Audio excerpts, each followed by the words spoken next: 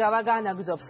სტიქია გურიაში ძლიერმა წვიმამ რეგიონში მოსახლეობას საკარმი დამონაკვეთები დაუზიანა. დახოცილია ფრინველი და შინაური ცხოველი.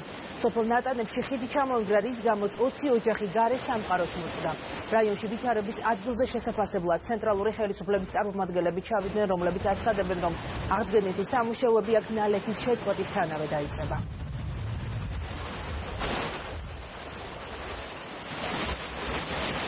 მოწყვეტილი ვარ ნატანებში დაახლოებით 14 ოჯახი და ადგილზე იმყოფება საპროექტო სამშენებლო კომპანიები, რომელიც ანალიზს აკეთებენ და იწყებენ უკვე გადაულებად ამის ხიდის მოგვარებას.